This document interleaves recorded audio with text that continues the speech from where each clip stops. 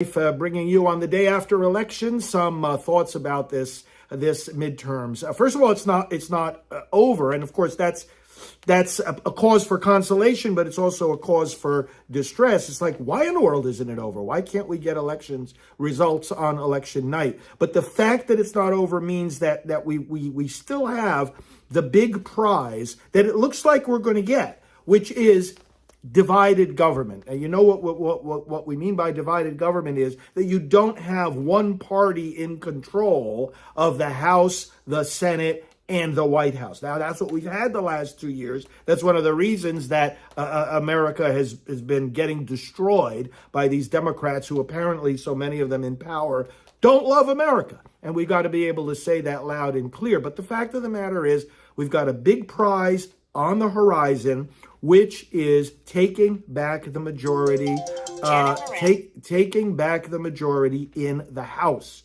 Now, once that happens, and again, we still have to get a lot of these races called.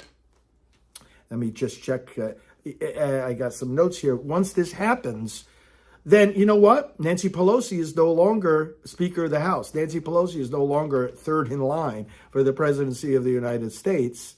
And some good Republican legislation can be passed. Terrible Democrat legislation will be stopped, and investigations will be held to make the Democrats and the Biden administration accountable for the damage they've done to America. So we may even still win control of the Senate, but it looks likely that that's going to boil down to a December 6th runoff race in Georgia. It looks like what's going to end up happening is Democrats and Republicans are trading seats, so to speak, between Pennsylvania and Nevada. Looks like Nevada may be the pickup for Republicans, Pennsylvania the pickup for Democrats. It leaves the Senate 50-50 if the Democrats also take Georgia. If we take Georgia, that'll be control of the Senate and a flip. So, but that's probably going to have to wait until December 6th.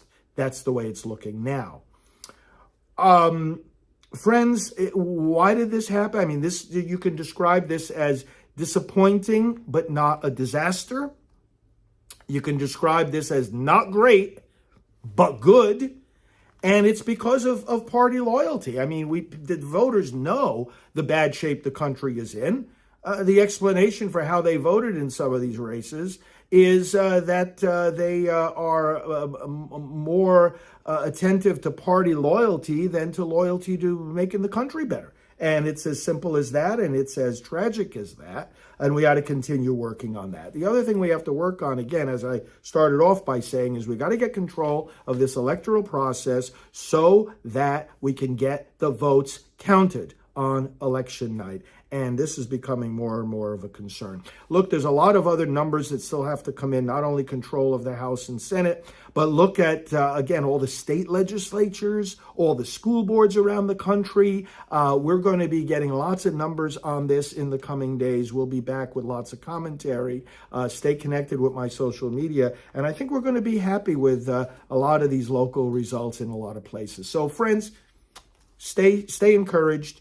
Stay focused. Again, a disappointment, but not a disaster. And the big prize is you get back control of that House, which looks pretty clearly like it's going to happen. And the Democrats no longer have full reign. We've put the brakes on, not a total stop. Well, we've put significant slowdown, brakes, and obstacles in the way of these destructive Democrats. So be of good cheer, and we'll be in contact with each other.